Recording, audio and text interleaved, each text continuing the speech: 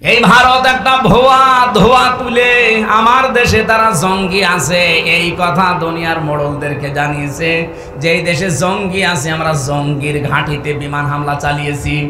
এত বড় মিথ্যা কথা আপনি দুনিয়ার মানুষকে শুনিয়েছেন, আর মানুষ বিশ্বাস করবে?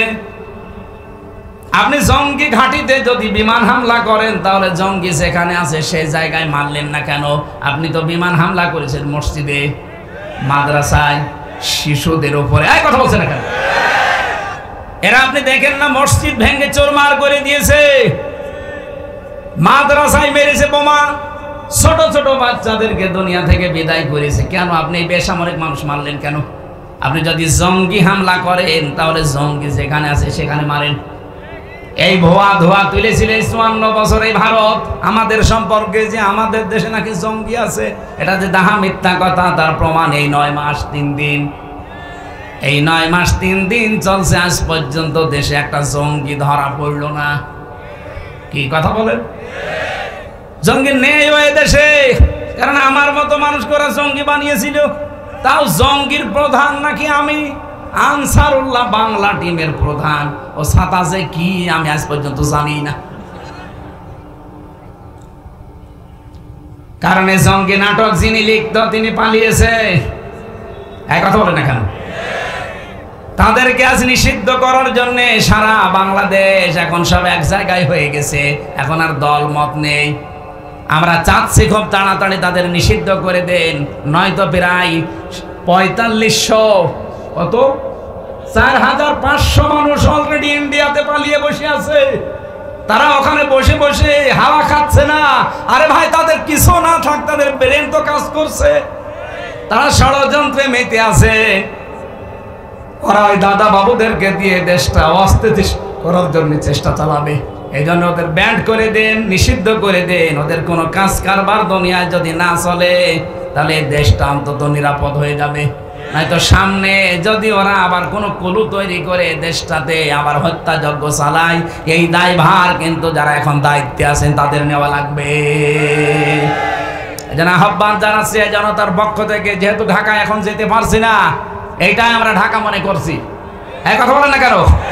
শাহবাগের সাথে ১০০ ভাগ একাত্মতা প্রকাশ করে আমরা জানাচ্ছি এই মুহূর্তে তাড়াতাড়ি সকাল হতে হতে এই ফ্যাসিস্ট, এই খনিদেরকে দেশ থেকে নিষিদ্ধ করা লাগবে। আল্লাহুম্মা আনসুর ফি ইখওয়ানিনা পাকিস্তান, সবাই বলেন আমিন। আল্লাহুম্মা আনসুর ইখওয়ানানা ফি ফিলিস্তিন, বলেন আমিন। আল্লাহুম্মা আনসুর ফি ইখওয়ানিনা হিন্দুস্তান, বলেন আমিন। বাংলাদেশের ঐতিহ্যবাহী জেলা কি বললো? নাউজুবিল্লাহ কে বললো? হিন্দুস্তানের নাম বলছে নাউজুবিল্লাহ। কি দোয়া করলাম বুঝেছেন?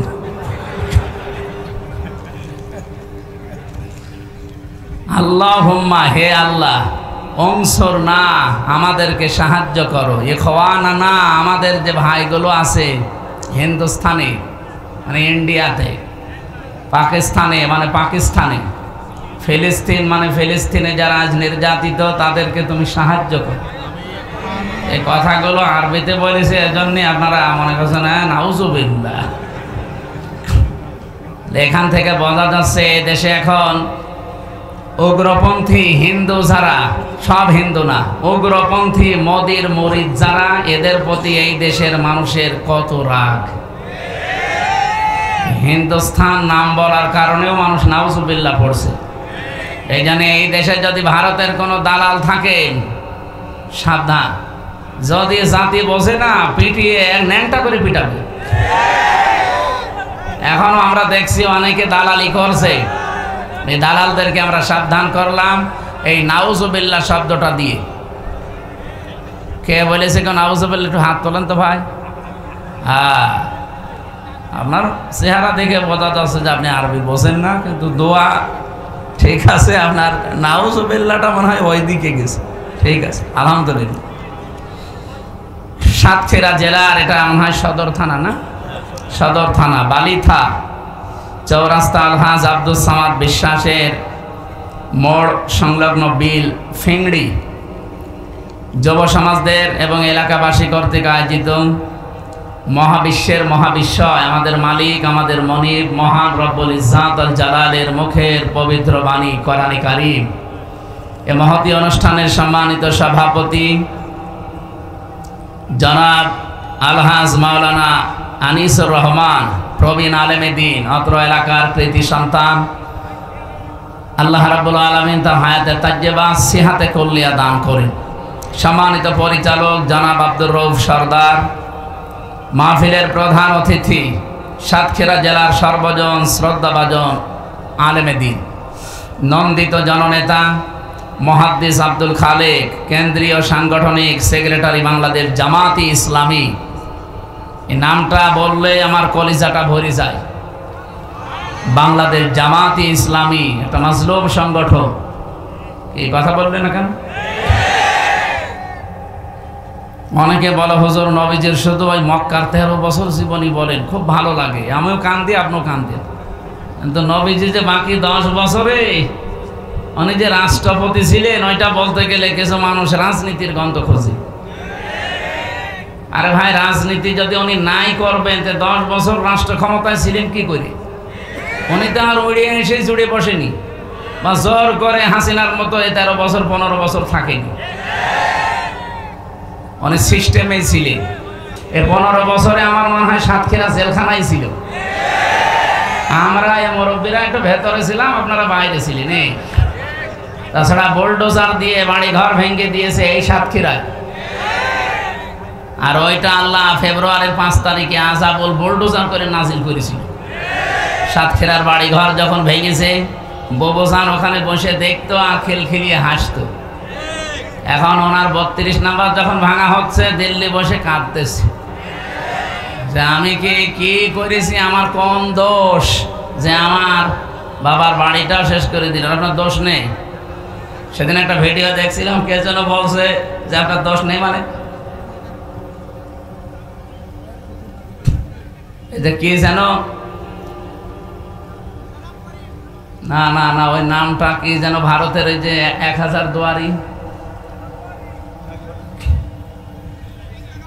মানে এই যে একটা বাদশাহ ঘষেটি বেগম যারা মেরে ফেলেছে, সিরাজউদ্দৌলা, বলছে সিরাজউদ্দৌলা মরেছে তোর কারণে। এখান থেকে শুরু করে একেবারে এই দেশের যত ইতিহাস একটা একটা করে বলে তোর কারণে। ও বলে যে আমি কি দোষ করেছি, আমি তো খুঁজে পাই না। তা আপনি দোষ খুঁজে পান না, আপনার দোষের কোনো মানে সীমানা আছে? আপনার যদি কোনো দোষ না থাকে, সবচাইতে বড় দোষ এই 15.5 বছরে দেশটাকে কারাগার বানিয়েছেন, এটাই বড় দোষ। আরো বড় দোষ আপনি আয়না ঘর বানিয়েছেন। এর সাথে আর কি বড় দোষ চান? আয়না ঘর বসেন, খালি নাম শুনেছেন। আমি 10 দিন ছিলাম মাত্র। বাকি জেলখানায় আমাদের আয়না ঘরের মতোই আমাকে রেখেছিল। আমার ফাঁসির কন্ডেম সেলের ভেতরে 24 ঘন্টা তালা লাগিয়ে, এরপরে আবার সিসি ক্যামেরা দিয়ে রেখেছিল, কেউ যেন আমার সাথে কথা না বলে। তো ওইটা একটা আয়না ঘরের মতো। এদিকে 3.5 হাত, এদিকে সর্বোচ্চ 2.5 হাত 3 হাত হবে। এটা কবরের মতো জায়গায় এইতে 3টা বছর আপনি রেখে দিলেন। আর আমার চাইতে কত কঠিন কঠিন আযাব। এই যে মুরব্বী মানুষ, এনে মনে হয় 8-10 বছর ছিল, হ্যাঁ, দেশেই আসতে পারে না এলাকায়। ওটাও তো একটা জেলখানায়। 11.5 বছর এরকম বহু মানুষের জীবন থেকে বহু কিছু কেড়ে নিয়েছেন। আর বলে আমার কি দোষ? দোষ খুঁজে পাচ্ছেন না, আপনি চট করে একটু আসেন, আপনাকে আমি দোষ দেখাচ্ছি। ব্যারিস্টার আরমানের কাছে যান তো, কি দোষ আপনি সব টের পাবেন। আমার সাথে মুফতি ফখরুল সাহেব ছিল, ও নোয়াখালী হাতিয়ায় বাড়ি। লোকটা আমারে বলছিল যে মাওলানা, আমারে নিয়েছে পায়ের ভেতরে এভাবে হাত দিয়ে, সামনে লোহার ব্যারিকেডের সাথে এই হাতের সাথে শিকল লাগিয়ে দিস। 24 ঘন্টা এভাবে বসেছিলাম। 24 ঘন্টা, একদিন 2 দিন না, 3 বছর। শোয়া কি জিনিস আমি ভুলে গিয়েছিলাম। মানুষ যে শুয়ে থাকে, এটা যে কিভাবে শোয় আমি জানতামই না, কারণ আমি তো শুতে পারিনি। এই মাজার মাঝখানের হাড়টা মোটা হয়ে ব্যথা হয়ে গিয়েছিল। 24 ঘন্টায় মাত্র 1.5-2 মিনিট সময় দিত টয়লেট করার জন্য। 1.5-2 মিনিটে টয়লেট হয়, প্রসাব করতে তো 5 মিনিট লাগে। খাবার দিত সকালে কয়েকটা পচা ছোলা, আর ওই দুপুরে এক মুঠ ভাত দিত, তাও মনে হচ্ছে কেউ মাখিয়ে দিয়েছে। আমি 10 দিন তো খেতেই পারিনি। 24টা ঘন্টার ভেতরে যদি আমি জানি যে এখন কোন সময় চলছে, তাও তো হয়। একটা মানুষ 8 বছর 10 বছর 14 বছর পড়ে আছে, কিচ্ছু জানে না যে ও লোকটা কি কোথায় আছে, এটা যে কোন সাল ও জানে না, এটা যে কয়টা বাজে এখনও জানে না, এটা কোন মাস তাও জানে না। এখন যে কিসের নামাজ পড়বো আন্দাজে পড়ে। আমি 4 ওয়াক্ত নামাজ পড়াটা আন্দাজে পড়েছি, আমি জানি না যে এখন দিন না রাত, মাটির নিচে কিচ্ছু বোঝা যায় না, আর কোনো আওয়াজও যায় না। আর বলে যে আমি কি করেছি। আপনি আমার কাছে শুধু আসেন, আপনি কি করেছেন আপনাকে আমি দেখাচ্ছি। বাকিগুলো তো বাদ দিলাম, আমি যেহেতু নিজে ভিকটিম ছিলাম, আমি নিজেরটা বললাম। সুতরাং আমরা আজকের মাহফিলের মুহাদ্দিস আব্দুল খালেক, হাজার হাজার আলেমের উস্তাদ এসেছে। মাওলানা এসেছে, অসুস্থ, হায়াতে তাজ্জেবা সিহাতে কলিয়া কামনা করছি। আর একজন ছিল না মুহাদ্দিস আব্দুল খালেক মন্ডল, ও আমি জেলখানায় থাকতে শুনেছিলাম, এমপি সাহেব। আল্লাহ তাকেও জান্নাতুল ফেরদাউস নসিব করেন।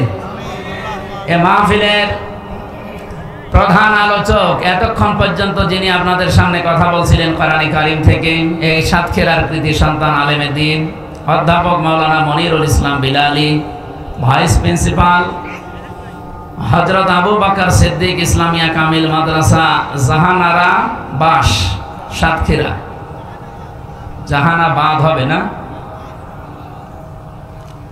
এ মাহফিলে এতক্ষণ আরো যারা কথা বলেছেন, বিশেষ অতিথি ডক্টর আব্দুল্লাহ আল মাহমুদ, সহযোগী অধ্যাপক ঢাকা বিশ্ববিদ্যালয়, আলহাজ মাস্টার হাবিবুর রহমান, সাবেক চেয়ারম্যান 14 নম্বর ফিংড়ি ইউনিয়ন, হায়াতে তাজ্জেবা সিহাতে কলিয়া কামনা করছে। আল্লাহ যেন তাকে দান করেন, তার জীবনের যত স্যাক্রিফাইস আছে, কোরবানি আছে, ত্যাগ আছে, আল্লাহ কোরআনের জন্য যেন মঞ্জুর করেন।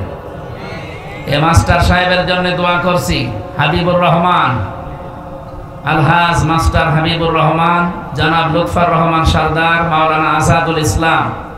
সম্মানিত ভাইরা, পৃথিবীতে কোনো মানুষ যদি 3টা কারণে কষ্ট পায়, কোরআনে কারিমে আছে সূরা আলাম নাসরার 5 এবং 6 নম্বর আয়াতে, ফাইন্না মাআল উসরি ইসরা, ইন্না মাআল উসরি ইসরা। তাফসীর যারা বোঝে, যারা পড়ে, তাদেরকে বলছি একটু দেখবেন, এখানে উসরুনের আগে আলিফ লাম আছে, এর আগে মা আছে, এর আগে ইন্না আছে। তো আশ্চর্য বিষয় হচ্ছে ইসরার আগে আলিফ লাম নেই। আমি চিন্তা ভাবনা করেছিলাম কেন আল্লাহ দিলেন না। আরবি গ্রামার অনুযায়ী আলিফ লামটা 4 কারণে ব্যবহার হয়। এখানে যে উসরুনের আগে আলিফ লাম দিয়েছেন, এর আগে মা লাগিয়েছেন। আল্লাহ বাদ শব্দের পরেও কিন্তু আলিফ লাম দিয়ে এটা লাগিয়ে দিতে পারতেন, মা দিলেন কেন? আর আলিফ লাম বা দিলেন কেন? উনি তো আন্দাজে কোনো কিছু দেবেন না। মুফাসসিরিন ইকরাম বিশেষ করে ফি জিলালিল কোরআনে সাইয়্যিদ কুতুব রাহমাতুল্লাহ আলাইহি আয়াতের টিকায় তিনি লিখেছেন, দুনিয়ার ময়দানে যদি কেউ একটা কষ্ট সহ্য করে, এই জন্য এটা আলিফ লাম মারিফা করে দিয়েছেন নির্দিষ্ট। কমপক্ষে তাকে ইসরা, এটা নাকেরা অনির্দিষ্ট। ওই মানুষের জীবনে আল্লাহ ৭০টা শান্তি সুখ পরবর্তীতে ধারাবাহিকভাবে লিখে রেখেছেন। এই জন্য আল্লাহ মা দিয়েছেন, যে এর সঙ্গে এর সাথে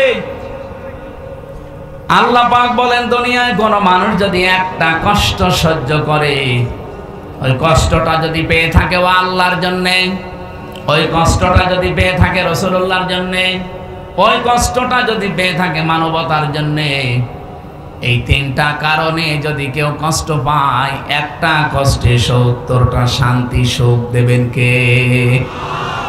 সুতরাং মাস্টার সাহেব সহ এই সাতক্ষীরাতে যত মানুষ আল্লাহর জন্যে, রাসূলুল্লাহর জন্যে, মানবতার জন্যে কষ্ট করেছেন, হতাশ হবেন না, ভেঙে পড়বেন না। ওয়ালা তাহিনু ওয়ালা তাহজানু ওয়া আনতুমুল আ'লাউনা। হতাশা করবা না, চিন্তা করবা না, ভেঙে পড়বা না, কোনো ভয় নেই, কোনো চিন্তা নেই। ওয়া আনতুমুল আ'লাউনা, বিজয় আমাদের হবেই। শুধু হবে বললেই হয়েছে তো? আনতুমের পরে আবার আলিফ লাম দিয়েছেন, আমরা যারা গ্রামার পড়া এখানে মাওলানা আছে, আল্লাহ শব্দটা কিন্তু আনতুম আ'লাউনা ছিল। মুবতাদা যদি মারিফা হয় খবর হবে সব সময় নাকেরা, কিন্তু কোন সময় যদি খবরও আল্লাহ মারিফা বানিয়ে দেয় তাহলে ইফিদুল হাসরা, হসরের ফায়দা দেয়।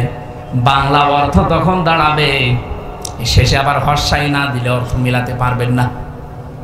আল্লাহ বলেন ভয় তো নেই, চিন্তা নেই, ভেঙেও পড়বা না, ভয় পাবা না, নিজেকে হীনমন্যতায় ভোগাবে না। তাহীন মানে ছোট হওয়া, দুর্বল হওয়া। তাহসানু, চিন্তাও করা যাবে না, বিজয় তোমরা হবে। কারণ তোমাদের কষ্ট দুনিয়ায় হয়েছে কয় কারণে বলেন বলেন। এই 15.5 বছর এখানে যারা আমরা আছি অনেকে আল্লাহর জন্য কষ্ট পাইনি, রাসূলুল্লাহর জন্য। রাসূলের জন্য কষ্ট কি? তার আদর্শ মানতে গিয়ে আমরা কষ্ট পেয়েছিলাম। হযরতে তালহা রাদিয়াল্লাহু তাআলা আনহু নবীজিকে বাঁচাতে গিয়ে তিনি পিঠের ভেতরে তীর নিয়েছিলেন 82টা। তিনি যদি এক রাসূলের শুধু শরীরকে বাঁচাতে গিয়ে 82টা তীর নিতে পারে, আমার মনে হয় নবীজি যদি এখন বেঁচে থাকতেন আর বাংলাদেশের যুবকদের এখন যে স্পৃহা, এর আল্লাহর নবীর শরীরকে, তার আদর্শকে বাঁচাতে গিয়ে 80, 82, 100টা তীরও খেতে আমরা রাজি আছি। সেই যুবকেরা সাতক্ষীরায় আছে না? এরাই তো স্বাধীন করে দিয়ে গেল।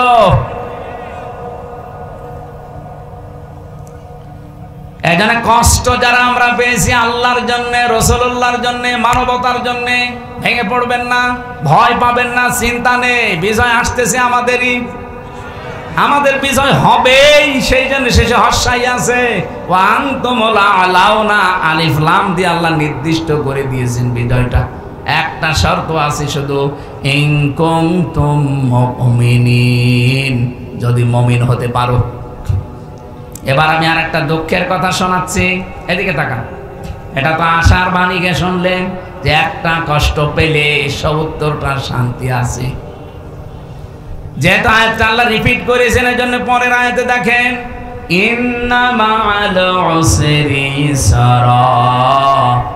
দুনিয়ায় কোনো মানুষ যদি একটা সুখ ভোগ করে আর ওই সুখটা যদি হয় অবৈধ সুখ, আপনি যদি দুনিয়ায় একটা সুখ ভোগ করেন আর ওই সুখটা যদি হয় অবৈধ সুখ, একটা সুখের কারণে কমপক্ষে 70টা দুঃখ ভোগ করা লাগবে। আগে যেমন একটা দুঃখ ভোগ করলে 70টা সুখ পাবেন, এবার একটা সুখ যদি আপনি ভোগ করেন দুনিয়ায় আর ওই সুখটা যদি হয় অবৈধ সুখ, কমপক্ষে 70টা দুঃখ আপনার সাথে সাথে আল্লাহ লাগিয়ে রাখবে। এর বাস্তব প্রমাণ আজকে এই বাংলাদেশ। এই 15.5 বছরে যারা ক্ষমতায় ছিলেন, যেহেতু বৈধ না অবৈধ ভাবে, এক কথা বলছে না কেন? এই জন্য রাষ্ট্রপতি যেটা পালিয়ে গেছে ওটা ড্রামি রাষ্ট্রপতি ছিল, অবৈধ। এ কারণে এরা 3টা 5-এ পালিয়েছে। আপনি দিনের বেলা পালাতে পারলেন না, রাতে পালিয়েছেন কেন? কারণ আপনি নিজেও জানতেন যে আমি অবৈধ। আরে অবৈধ থাকার পরও আপনি রাষ্ট্রের সুখ শান্তি পেয়েছেন না, কথা বলেন না কেন? বাংলাদেশে 1628 জন মানুষ দায়িত্বে ছিল, প্রত্যেকেই সুখ শান্তি কত কায়দায় পেয়েছে তারা বলেন। বলেন এই সুখগুলো, এই শান্তিগুলো কি বৈধ ভাবে না অবৈধ? আরো জোরে বলেন। এই অবৈধ সুখ শান্তি যারা পেয়েছিলেন, আপনার বিবেকে কি বলে বলেন? একটা অবৈধ সুখ ভোগ করলে অশান্তি পাবেন কয়টা? আগেরটা মেনে নিচ্ছেন, পরেরটা মানবেন না। সুতরাং হাসিনা যে সুখ পেয়েছে এই 15 বছরে, যদি 50টা সুখও পেয়ে থাকে, প্রত্যেকটা সুখ অবৈধ। কি জবাব দিলেন না? এক একটা সুখে শান্তি অশান্তি কয়টা? 50টায় 35। অন্তত এতগুলো অশান্তি, দুঃখ, কষ্ট, অপমান, অপদস্থ দুনিয়ায় হবেন, এরপরে চট করে ঢুকে পড়বেন। আর আমার মনে হয় আপনি 3500 অশান্তি ভোগ করতে গেলে পটল তুলবেন। এবার বাঁচার কথা। এই জন্য তো আগস্টের 5 তারিখের পর থেকে পর্যন্ত প্রায় 27 বার চেষ্টা চালিয়েছে বিভিন্ন কায়দায়। আর আমি আজকের সংবাদ পেলাম 28 বার। এটা এখন চলছে, আপনাদের মনে হয় 9 তারিখ, আমি 5 তারিখের পর্যন্ত রিপোর্ট বলছি। 27টা পর্যন্ত চেষ্টা করেছে দেশটা যেন অস্থিতিশীল হয়ে যায়, আর এই 4 দিনে আরো একটা বাড়িয়েছে, সব মিলিয়ে 28টা, কিন্তু সফল হতে পারছে না, কারণ ওরা এখনো পাপের শাস্তি পুরাপুরি হয়নি। আল্লাহ রাব্বুল আলামিন বলেন সূরা আলে ইমরানে পাবেন 4 নাম্বার পারা 12 নাম্বার পৃষ্ঠা 9 নাম্বার লাইনে আছে, ইন্নামা নুমলি লাহুম লিয়াজদাদু ইসমা ওয়া লাহুম আযাবুম মুহিন। এটা সূরা ফি জিলালিল কোরআনে পাবেন, তাফসিরে ফি জিলালিল কোরআন। আল্লাহ পাক বলেন মানুষের পাপ যখন পরিপূর্ণ হয়ে যায়, ইন্নামা নুমলি লাহুম লিয়াজদাদু ইসমা, আল্লাহ পাক বলেন এই পৃথিবীতে কেউ যদি পাপ করতে করতে সীমা ছাড়িয়ে যায়, আমি আল্লাহ একটা সিদ্ধান্ত নেই তার জন্যে, কি ওয়ালাহুম আযাবুম মুহিন, তাকে অপমানজনক শাস্তির ভেতরে ফেলে দেয়। আজ আচ্ছা যেটা দিয়েছে আপনি দেখতে পাচ্ছেন না, অপমানের এখনো কিছু হয়নি। ওরা আলেমদের সাথে যা করেছে এখনো 100 ভাগের 1 ভাগ ওরা পায়নি, আরো পাবে। আরে ভাই, আমি ছোট হই বড় হই যাই হই, আমার নামের আগে একটা আলেম লেখা আছে, অথচ মাথায় আমার দড়ি লাগিয়ে, ডান্ডা বেড়ি দিয়ে, পেছনে হাত হ্যান্ডকাপ দিয়ে লাগিয়ে, এই মাথার উপরে কালো টুপি পরিয়ে প্রায় 11 ঘন্টা ওরা আমার টর্চার করেছে। মাথার চুল থেকে পা পর্যন্ত 1 ইঞ্চি জায়গা বাকি রাখে নাই। এটা কাঠের চেয়ারে বসতে পারি না, এখন গদি দেওয়া লাগে। 8-10 মিনিট বসলে আমার ব্যথা হয়ে যায়, কারণ এমন অত্যাচার এমন জায়গায় করেছে যে বউ ছাড়া কারো দেখাতেও পারি না।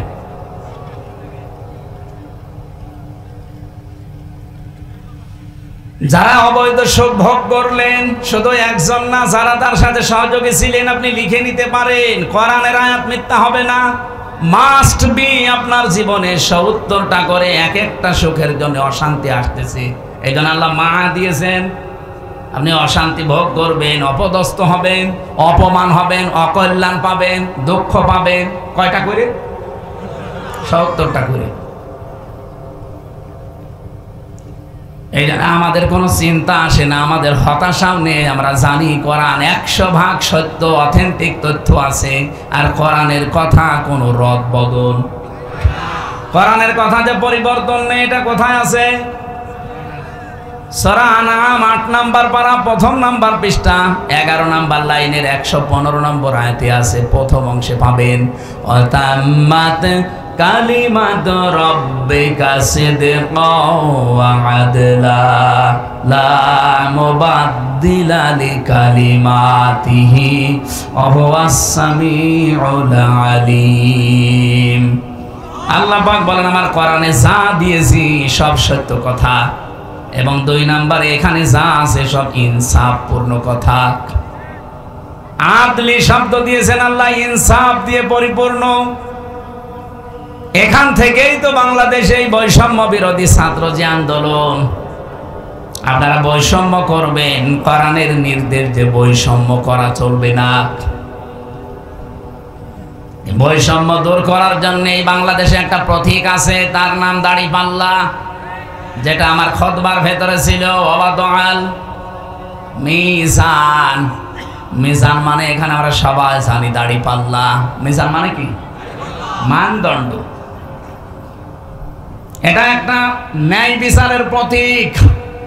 সাতক্ষীরাবাসী, এটাও আমরা কোরআনে কারিম থেকেই নিয়েছি, বানানো না। বাংলাদেশে দাড়িপাল্লা মার্কা, এটা কোরআন থেকে নেওয়া। সূরা হাদিদ 25 নাম্বার পারা, 27 নাম্বার পারা 20 নাম্বার পৃষ্ঠার 1ম নাম্বার লাইনের 25 নাম্বার আয়াতের মাঝের অংশে শব্দটা আছে, লাকাদ আরসালনা রাসূলানা বিল বায়্যিনাতি ওয়া আনজালনা মাআহুমুল কিতাবা ওয়াল মিজান লিয়াকুমান নাসু বিল কিসত। অবশ্যই পৃথিবীতে আমি যত নবী পাঠিয়েছি, আপনি মাওলানা বেলালীকে জিজ্ঞাসা করেন, এখানে আল্লাহ লাকাদ শব্দ বাদও দিলে আমরা কিন্তু নিজেরা আলেমরা অর্থ করে ফেলতাম। লাকাদ আল্লাহ কেন দিলেন? দুইটা তাকিদ দিয়েছেন, লাম একটা, কদ একটা। আল্লাহ গ্যারান্টি দিয়েছেন দুইবার, অবশ্যই এই পৃথিবীতে আমরা যত নবী আর রাসূল পাঠিয়েছি প্রতিটি নবীর সাথে তিনটা জিনিস দিয়েছিলাম। এক নম্বরে দিয়েছিলাম স্পষ্ট দলিল আর প্রমাণ, মুজিজা যেটা বলা হয়। 2 নম্বরে তাদের সাথে কিতাব দিয়েছি কম বেশি। 3 নম্বরে তাদেরকে আমি মিজান দিয়েছি, দাড়ি পাল্লা যেটা আমরা মনে করি। ন্যায় বিচারের এই পথিকটা দিয়েছি কেন জানো? নাসবিল কিস্তি, তারা যেন মানুষের ভেতরে ন্যায় বিচার কায়েম করতে পারে। বাংলাদেশে যেতে 54 বছরে আজও পর্যন্ত দাড়ি পাল্লা তার জায়গা মতো যেতে পারেনি। এই জন্য এই দেশে আমরা এখনো ন্যায় বিচার পরিপূর্ণ পাইনি। কি কথা বললেন না? এটা যদি সত্যি এবার জায়গা মতো যায়, আমি গ্যারান্টি দিচ্ছি কোরআনের দিকে তাকিয়ে আপনি ন্যায় বিচার পাবেন। কোরআনের কথা মিথ্যা হবে? কত কিছুই তো দেখলাম 54 বছরে কিছুই সত্য হয়নি। এবার এটা দেখেন, কিতাব ওয়াল মিজান আল্লাহ দিয়ে শেষ করে দেন আয়াতটা। যদি শেষ করে দিতেন আমি আয়াতই পড়তাম না। লি ইয়াকুমান নাস, এখানে লাম মানে লি, লামের নিচে জের মানে জন্য। আল্লাহ বলেন কেন দিয়েছে জানো? এই জবাব দেওয়ার জন্য, লিয়াকুমান নাসু বিল কিসতি, মানুষের ভেতরে যেন ন্যায় বিচার করতে পারো। এটা রেকর্ড হচ্ছে, সারা দেশে যাচ্ছে। বাংলার মানুষেরা, আমি একজন ছোটখাটো আলেম হিসাবে উদারত আহ্বান জানাচ্ছি, এবার এই ন্যায় বিচারের পথিক এই দাড়ি পাল্লাটা একটু পাঠান। যেহেতু এখনো পর্যন্ত জালেমরা এটা আটক করে রেখেছে, আমরা চাই এই 13 তারিখে রায় আছে, দাড়ি পাল্লা ফেরত দেওয়া লাগবে। এটা চান না আপনারা? কারা চান দেখি? লিল্লাহি তাকবীর। দেখেন তো হাত তোলেনি কেন?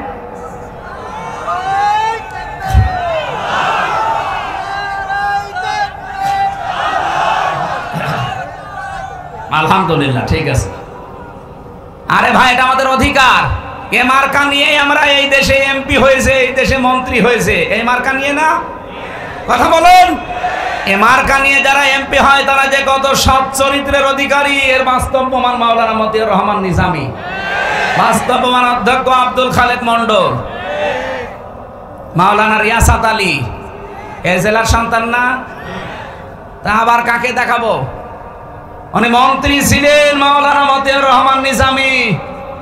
মন্ত্রীর দায়িত্ব পালন করার পরে 36 টাকা রাষ্ট্রকে ফেরত দিয়েছে, এটা পৃথিবীর ইতিহাসেই প্রথম। আর আমরা যাদের দায়িত্ব দিই 36 টাকা, এই দরবেশ 36,000 কোটি টাকা চুরি করেছে। অথচ মাথার চুল থেকে শুরু করে পায়ে স্যান্ডেল পর্যন্ত সাদা। আমার মনে হয় ভেতরেও সাদা। ভেতরটা বললাম না, শয়তান।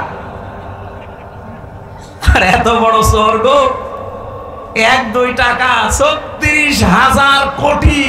আমার মনে হয় জীবনে এই লোকেরা যদি গুনতে দেন ওর হাত ব্যথা হয়ে যাবে, গুনতেও পারবে না, মেশিন লাগবে গুনতে।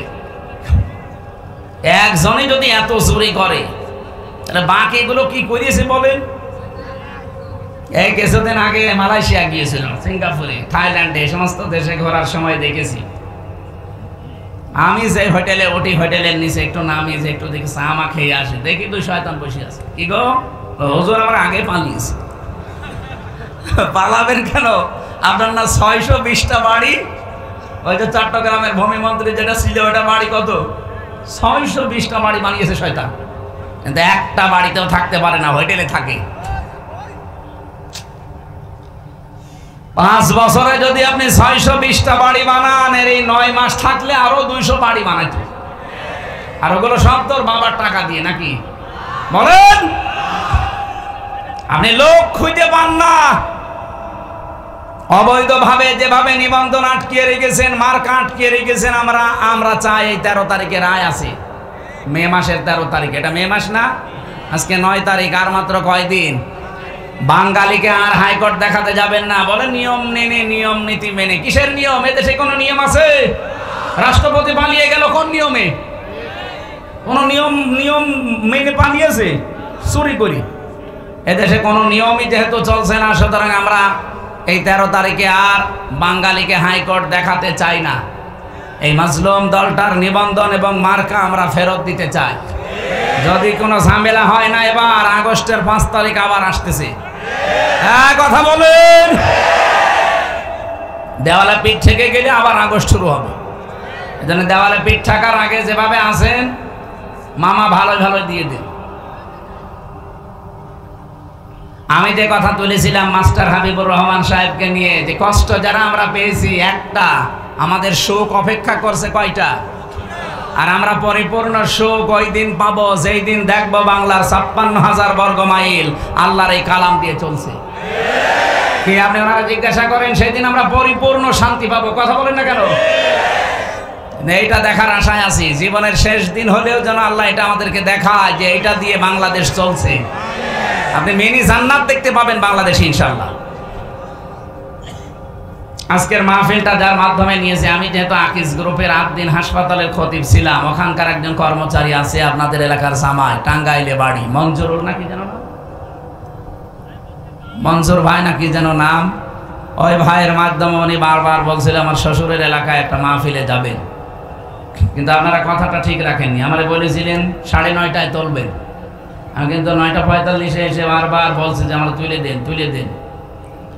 আমি বলছে ভাই কেবল উঠলো, ভাই কেবল উঠলো, ভাই উঠলো, দুলো ভাই উঠবে না, এত দেরি করে ফেললেন। আমরা এত রাত পর্যন্ত জেগে থাকাই নিষেধ। ওরা যা টর্চার করেছে ব্রেনের উপরে, এই যে 10 দিন হাসপাতালে পড়েছিলাম এই মাথাটা নিয়ে, এই সাইডটা পুরা ওই সময় প্রায় ড্যামেজ হয়ে গিয়েছিল রাত জাগার কারণে। কারণ জেলখানায় একটাই সমস্যা, ঘুম হয় না, কোনো কাজ নেই কাম নেই, 24 ঘন্টা এক ঘরের ভেতরে বসে আছে, কিন্তু ঘুম আসতে চায় না। এত ঘুমের বড়ি খেয়েছি এই 3 বছরে, ঘুম আসে না। এই কারণে আমার মাথার অনেক ক্ষতি হয়ে গেছে। ডাক্তার যত দেখালাম সব এক কথা বলে যে রাত জাগবেন না, সর্বোচ্চ রাত 10:30টার ভেতরে আপনি ঘুমিয়ে পড়বেন, আর আপনার তোলেনি রাত 10টায় 10:30টায়। এই জন্য দেরি হয়ে গেছে আজকে। আগামীতে কোনো জায়গায় নিয়ে আসলে 9টায়, আমার প্রত্যেকটা মাহফিল খাতায় লিখে দেওয়া যে রাত 9টায় তুলে দেবেন, 10:30টায় শেষ। এই সাতক্ষীরা আর ওদিকে সিরাজগঞ্জ, এই 2 জেলায় সমস্যা। এই 2 জেলা আগামী থেকে আমি আর আসবো না। আপনারা কথা ঠিক রাখেন না। আর গরু দিয়ে চাষ করে খাবেন, গরুই যদি মরে যায় আসবো কি করে? মেরে ফেলবে তো। হ্যাঁ, 9টায় দিলে আসবো আবার, কিন্তু দেরি করলে জেলায় আর আসা যাবে না। মাই মনসুরুল ভাইয়ের জন্য দোয়া করছে আপনাদের এলাকার জামাই, ওনার মাধ্যমে আজকে এসেছি। আল্লাহ রাব্বুল আলামিন তাকে হায়াতে তাইয়্যিবা সিহাতে কুল্লিয়া দান করুন, এবং এই মাহফিলের বরেণ্য সদস্য যারা, যাদেরকে অ্যাক্টিভিটিস দেখলাম অনেক সুন্দর সুন্দর করে তারা কাজ কারবার করেছে। এবং ময়না ভাই বলে একজন আছে, উনি দোয়া চাচ্ছিলেন আজকে আসার সময়। সামনে বসা মুসলমান ভাইরা, পর্দার আড়ালে শুনলাম হাজারো মা বোনেরা এসেছে, মেয়েরা এসেছে না, সম্মানিতা মা এবং বোনেরা, প্রশাসনের ভাইরা, প্রাণপ্রিয় সাতক্ষীরাবাসী, বাংলাদেশের 64 জেলার ভেতরে সবচাইতে বেশি ইমানের দিকে অগ্রসর সাতক্ষীরা আর চট্টগ্রাম। এই জেলার মানুষকে আমরা সারা বাংলাদেশের মানুষ এমনি আলাদা চোখে দেখি, কারণ টর্চার খুব বেশি হয়েছে এই জেলার উপরে। আল্লাহ রাব্বুল আলামিন জান্নাতে যেদিন আরম্ভ করবে 64 জেলা, সেদিন যেন সাতক্ষীরা দিয়ে আরম্ভ করে। আরো জোরে বলেন আমিন। দল মত জাতি বর্ণ ধর্ম নির্বিশেষে আজকের অনুষ্ঠান, এটা শুধু মুসলমানদের জন্য না, সবার জন্য। হাদা বায়ানুল লিন্নাস হুদাল লিন্নাস, মানুষ পদবাচ্চে যারা আমরা বিবেচিত, সবার জন্য আজকের কোরআনের অনুষ্ঠান। আর সেই কোরআন থেকে গুরুত্বপূর্ণ একটা আয়াত পড়েছি, এটা সূরা হজ, আমার আয়াত নাম্বার হচ্ছে 34। যেহেতু জিলহজ জিলকদ মাস চলছে, সামনে জিলহজ আসতেছে, গুরুত্বপূর্ণ একটা মাস আমাদের সামনে অলরেডি ছায়া ফেলেছে। 4টা মাস আল্লাহর কাছে পবিত্র মাস, একটা মুহররম, রজব, জিলকদ, জিলহজ। এই মাসগুলোর কিছু দায়িত্ব কর্তব্য পালন করা লাগে। আল্লাহ রাব্বুল আলামিন কোরআনে কারিমে দিয়েছেন, ইন্না ইদ্দাতাশ শুহুরি ইনদাল্লাহি 12 শাহরান ফি কিতাবিল্লাহ ইয়াউমা খালাকাস সামাওয়াতি ওয়াল আরদা মিনহা আরবাআতুন হুরুম ইলা আখির আয়াত। সূরা তাওবার ভেতরে এসেছে 10 নম্বর পারা 11 নম্বর পৃষ্ঠার 11 নম্বর লাইনে আছে, আল্লাহ বলেন আমি আসমান আর জমিন যেদিন তৈরি করি ওই দিন আমি আমার কিতাবের ভেতরে 12টা মাসের নাম লিপিবদ্ধ করেছিলাম। তাহলে মাস হিসাবে আল্লাহর কাছে লেখা কয়টা? বলেন বলেন। ওই 12টা মাসের নাম আল্লাহ কোরআনে দেয়নি, শুধু একটা মাসের নাম দিয়েছেন রমজান। বাকি 11 মাসের নাম কোরআনে দেয়নি। এটা তাফসিরে হাদিসে আমরা পেয়েছি। আল্লাহ বলেন মিনহা আরবাতুন হুরুম, এর ভেতরে 4টা মাস আমার কাছে পবিত্র। মুহররম একটা, রজব একটা, জিলকদ যেটা আমরা এখন আছি, আর একটা জিলহজ। ওই জামানায় মাসগুলোকে সম্মান দিত কাফেররা পর্যন্ত। ওরা যদি এই সারা বছর যুদ্ধ বিগ্রহ মারামারি গন্ডগোল করত, কিন্তু এই মাস যখনই জিলহজ, জিলকদ, মুহররম, রজব আরম্ভ হয়ে যেত, তখন তাদের মারামারি গন্ডগোল যুদ্ধ বিগ্রহ বন্ধ। এই মাসগুলো চলে যাক, আবার তোরে দেখে নেব। আপনি চিন্তা করেছেন কাফের আল্লাহকে বিশ্বাস করে না, কিন্তু 4টা মাসকে তারা সম্মান দিয়ে চলেছে। এই মাসগুলো আসলেই তারা তাদের মারামারি গন্ডগোল হামলা মামলা কেস কাম বন্ধ করে দিত। আর আমরা মুসলিম, কোরআন বিশ্বাস করি, কোরআনের ভেতরে এই 12টা মাসের নাম আল্লাহ দিয়েছেন, আমরা বিশ্বাস করি।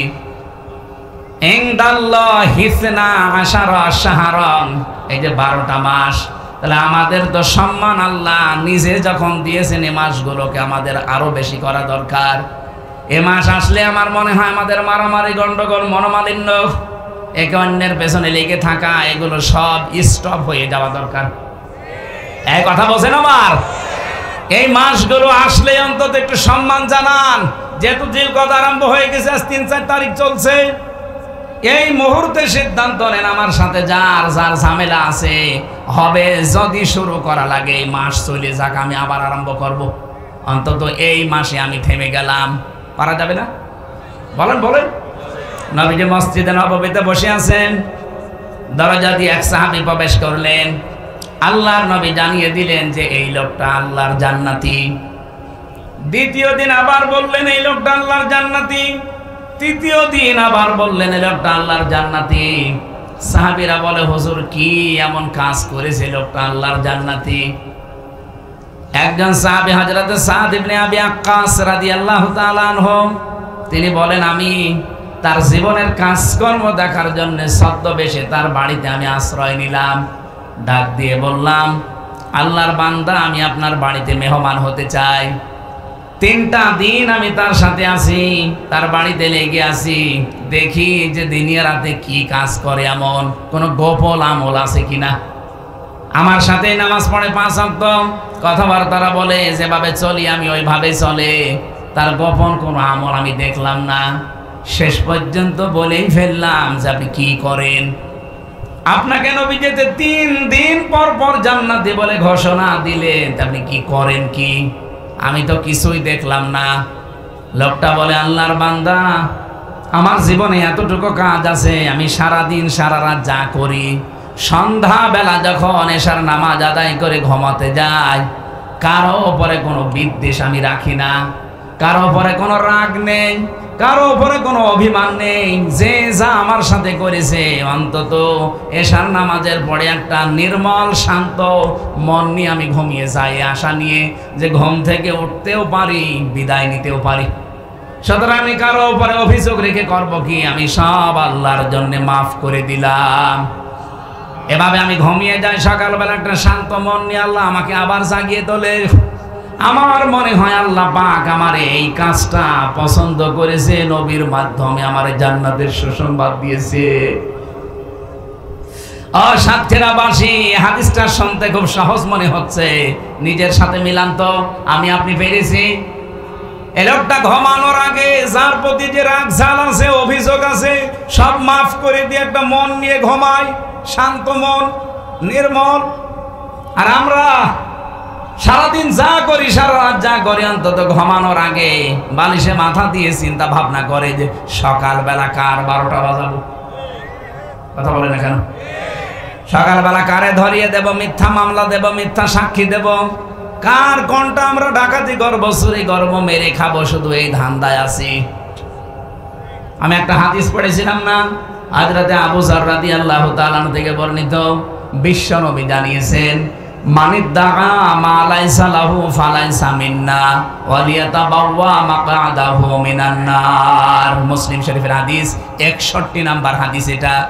নবীজি বলেন, যে জিনিস তোমার না ওইটা যদি তুমি নিজে দাবি করো, ওই দিন থেকে তুমি আমার উম্মত না। কথা বুঝেছেন না? বোঝেন? যেই জিনিস আপনার না ওইটা যদি আপনি নিজে দাবি করেন যে এটা আমার, তাহলে ওই দিন থেকে আপনার শাস্তি, আপনি নবীর উম্মত নেই। ওয়ালিয়াতাবাওয়া মাকআদাহু মিনান নার, 2 নম্বরের শাস্তি, আপনি জাহান্নামে একটা স্থান তৈরি করে নিলেন। বলেন তো বাংলাদেশে এই হাদিসের লোক নেই? যে জিনিস আপনার না আপনি জোর করে দাবি করেন, কেউ চাঁদাবাজির মাধ্যমে, নাকি এজেলায় চাঁদাবাজি নেই? আপনি কি আবার বুঝে ফেললেন? আপনার বোঝা লাগবে না। কত মানুষ দেখেন আগস্টের 5 তারিখের পর থেকে যে জিনিস যার না সে কিন্তু নিজের দায়িত্বে নিয়ে নিয়েছে। যা নিয়েছেন ফেরত দেওয়া লাগবে, নাই তো নবীর উম্মত আপনি আর নেই। ফালাইসা মিন্না, ফা দিয়েছেন, 19টা অর্থে ব্যবহার হয় ফা শব্দটা। ফা অক্ষর 19টা অর্থে আসে। প্রথম অর্থ হচ্ছে বালাগাত মান থেকে আসে। আগের কোনো কথা যদি আপনার জীবনে থাকে, পরের যে শব্দ আসতেছে এটা আপনার জন্য মাস্ট বি লেগে যাবে। এই জন্য ফা মাঝখানে দিয়েছেন। নবীজি ফা না দিলেও আমি অর্থ করতে পারতাম, কেন ফা দিলেন? ফালাইসা মিন্না। সুতরাং উপরে বর্ণিত কোন জাতের আছে? যারা ডাকাতি করেন, চুরি করেন, চাঁদাবাজি করেন, ঘুষ খান, সুদ খান, বিভিন্ন কায়দায় মানুষের সম্পদ নিজের মনে করে নিয়ে চালিয়ে যাচ্ছেন, বাবা শাহজালাল সব হালাল, আপনি কিন্তু আর নবীর উম্মত নেই। এই মুহূর্তে যদি ওগুলো ফেরত না দেন, আপনি নবীর উম্মতের বাইরে চলে গেছেন। 2 নাম্বারটা আরো কঠিন। আপনি যেন জাহান্নামে নিজের একটা স্থান তৈরি করে রেখে দিলেন। বলেন নাউজুবিল্লাহ। হ্যাঁ, আপনার কোনো জিনিস যদি হাতছাড়া হয়ে যায়, ওইটা যদি আপনি আবার ফেরত পান, তাহলে আপনি এই হাদিসের শাস্তির আওতা মুক্ত থাকবেন। কথা বুঝেছেন না? বোঝেননি? এটা একটু ভালো করে শুনুন। কোনো জিনিস আপনার ছিল, কিন্তু আপনি ওই জিনিসটা হারিয়ে ফেলেছেন অথবা বেদখল হয়ে গেছে, ওইটা যদি আপনি আবার ফেরত পান, তাহলে আপনি এই হাদিসের আওতা মুক্ত থাকবেন। এটা আপনি টিকায় লেখা পাবেন মুসলিম শরীফের। এই যে ইসলামী ব্যাংক যাদের ছিল, হাতছাড়া হয়ে গিয়েছিল, এখন আবার তারা ফেরত পেয়েছে। আসতে বললেন কেন? কিন্তু অনেক মানুষ আমরা দেখি তারা বলছে না জানি ইসলামী ব্যাংকও নাকি চুরি হয়ে গেছে, ছিনতাই হয়ে গেছে। এরকম মিথ্যা কথা বলতে পারলেন? ইসলামী ব্যাংকে আপনার বাবার নাকি? যাদের ব্যাংক তারা ফেরত পেয়েছে। যারা বানিয়েছিল মাথার ঘাম পায়ে ফেলে, তারা হারিয়ে ফেলেছিল ওটা, এখন তারা ফেরত পেয়েছে। তাদের জিনিস তারা পেয়েছে, আপনি এখানে ফতোয়া দিলেন কোন কারণে? না বোঝার ভান করে থাকলে কিন্তু আপনার খবর আছে। আমি আবার বলছি, কোন জিনিস আপনার ছিল, হাত ছাড়া হয়ে গিয়েছিল, হারিয়ে ফেলেছিলেন, আবার ফেরত পেয়েছেন, আপনি ফালাইসা মিন্নার ভেতরে থাকবেন না। ওয়ালিয়াতাবাওয়া মাকআদাহু মিনান নারের ভেতরে আপনি নেই। কিন্তু জিনিস আপনার না, আপনি জোর করে দখল করে নিজের দায়িত্বে রেখে দিলেন, ওই দিন থেকে আপনি নবীর দল থেকে বের হয়ে চলে গেছেন। সুতরাং যারা নবীর উম্মত নেই, এখন অনেকে এরকম মানুষ নেই, নবীর উম্মত আপনি কিন্তু নেই। আপনি এখন নবীর উম্মত যেহেতু নেই, মরে গেলে এখন জানাজা দেওয়া ঠিক হবে? কবরে দেওয়া? বলেন এরকম চরিত্র আছে কাদের? যাদেরই আছে, আমি নাম নিলাম না, আপনি কিন্তু টের পাচ্ছেন, আর এটা রেকর্ড হচ্ছে, সারা দেশে এখন চলছে। যারা যারা শুনছেন তারা ফেরত দেন, নাই তো আমাদের মতো মানুষকে আপনারা ডাকবেন না মরে গেলে। কারণ আপনি, আপনার জন্য আমি বিসমিল্লাহি ওয়া আলা মিল্লাতি রাসূলিল্লাহ মিথ্যা কথা বলবো কেন? যে আল্লাহর নামে রসুলের দলে তুলে দিলাম, রসুলের দলেই নেই, ফালাইসা মিন্না। আশা করছি কথা বুঝেছেন। এরপরও যদি না বোঝার ভান করে থাকে, এদিকে আসেন, আসেন আসেন আসেন। যারা এখনো বলছেন যে না আমি এখনো বুঝি নাই, নাম ধরেন, নাম ধরা লাগবে না, এদিকে আসেন। কানের নিচে এমন জোরে 2টা দেবো, আপনি সব বুঝতে পারবেন। আপনি অন্যের জিনিস দখল করে নিজের দায়িত্বে রেখে দেবেন আর বলবেন যে আমি কি নামাজ পড়ি না? আমি কি রোজা রাখি না? আমি হজ করে এসেছি। আপনার হজ ধুয়ে আল্লাহ পানি খাবে? আপনি তো হজ করে সাতক্ষীরা মসজিদের সভাপতি হয়ে বগল বাজাচ্ছেন যে আমি মসজিদের সভাপতি সাতক্ষীরা, আর আবু জেহেল ছিল কাবা শরীফের সভাপতি। এই জন্য আমি আবার রিপিট করছি, ভাই যার জিনিস নিয়েছেন ওটা যদি আপনার না থাকে ওটা ফেরত দেন। হ্যাঁ, আমি আমার জিনিস হারিয়েছিলাম, ওইটা আমি ফেরত পাচ্ছি এখন আস্তে আস্তে। আমার এই 3 বছর আটক করে ওরা 32 লাখ টাকা খেয়েছে আমার বাবার কাছে। আমি 1 লাখ টাকা ফেরত অলরেডি পেয়েছি। আমি এখনো 31 লাখ টাকা ফেরত চাই। কি জিনিস আমার আপনি নিয়েছিলেন, এখন আমাকে দেওয়া লাগবে। এইভাবে করে যে যা এই জেলায় হারিয়েছেন, এই সাতক্ষীরায় যে যা হারিয়েছেন, কোন দল করেন আমি ওসব জানি না, যা হারিয়েছেন ওটা এখন ফেরত নেন। যারা এতদিন দখল করে রেখেছিল আপনিও নিয়ে নেন, কারণ জিনিস আপনার, আপনি ফেরত নেন। নেচ্ছেন তো আপনারা? হ্যাঁ নেন, অসুবিধা নেই, কিন্তু অন্যের জিনিস দখল করবেন না ভাই। অন্যের কোনো জিনিস যেটা আপনার না, জোর জবরদস্তি করে দখল করে যদি কোনো কায়দায় চালিয়ে দেন যে না বাবা শাহজালাল সব হালাল, আপনি কিন্তু নবীর উম্মতের বাইরে চলে যাবেন। আমার মনে হয় আপনারা বুঝে ফেলেছেন ওয়াজ, আলহামদুলিল্লাহ বুঝে ফেলেছেন। ঠিক আছে, আজকের তেলাওয়াত কিন্তু আয়াত যেদিকে, যেহেতু মাস একটা পবিত্র মাস, ওই সাহাবীর মতো জীবন আমাদেরও তৈরি করা দরকার। যে এতদিন যাই ছিল, হঠাৎ করে এই জিলকদ এসে গেছে, হারাম কোনো কাজ আমরা আর যাব না। যত হারাম কাজ সব থমকে দাঁড়িয়ে গেছি, বন্ধ। আমি এখন একটা নির্মল মন নিয়ে ঘুমিয়ে যাব। কারো উপরে আমার কোনো রাগ নেই, অভিযোগ নেই, অভিমান নেই। এরকম 7টা শিক্ষা আছে শুধু এই জিলকদ মাসের। আল্লাহ রাব্বুল আলামিন বলেন, এটা গুরুত্বপূর্ণ বিধান আমার নবীর উম্মতদেরকে আপনারা জানিয়ে দেন। কি সেটা? কোরবানি। যেহেতু সামনে আর 25-26 দিন আছে, এই বিধানটা আমাদের জানা দরকার। এখান থেকে কয়েকটা শিক্ষা আমরা দিতে চাই। এই যে আপনি 2.5 লাখ, 3 লাখ, 5 লাখ টাকা দিয়ে কোরবানি কিনবেন, এত টাকা দিয়ে জবাই করে যদিও ছাতা কবুলই না হয়, তাহলে ওই টাকাগুলো পানিতে ফেলা না? খালি গোশত খাওয়ার জন্য গোশত আলাদা কিনে খেতে পারতেন না? এই জন্য গুরুত্বপূর্ণ বিধান এটা। জবান ছেড়ে সূরা হজের এই 34 নম্বর আয়াত থেকে কিছু কথা শুনতে চাই আমরা, নাকি বাড়ি চলে যাবেন? জবান খুলে বলেন, আউযু বিল্লাহি মিনাশ শাইতানির রাজিম, বিসমিল্লাহির রহমানির রহিম। ওয়ালিকুল্লি উম্মাতিন জাআলনা মানসাকাল লিয়াযকুরু ইসমাল্লাহি আলা মা রাযাকাহুম মিন বাহিমাতিল আনআম ফাইলাহুকুম ইলাহু ওয়াহিদুন ফালাহু আসলিমু ওয়াবাশশিরিল মুখবিতিন। আল্লাহ পাক বলেন, আলিকুল্লি উম্মাতিন জাআলনা। এখানে জাআলনার ফাইল আল্লাহ সরাসরি নিজে কর্তা। আল্লাহ বলেন, আমি নিজে প্রতিটি উম্মতের জন্য কি, আমি নিজে প্রতিটি উম্মতের জন্য কি, মাংসাকান, কোরবানি। এখানে নুসুক শব্দের অর্থ হয় 3টা। তাফসীর ইবনে কাসিরের ভেতরে আছে নুসুক মানে কোরবানি করা, নুসুক মানে হজের কার্যকলাপ, ও নুসুক মানে ইবাদত বন্দিগি। এই 3টার যে কোনো একটা আপনি নিতে পারেন।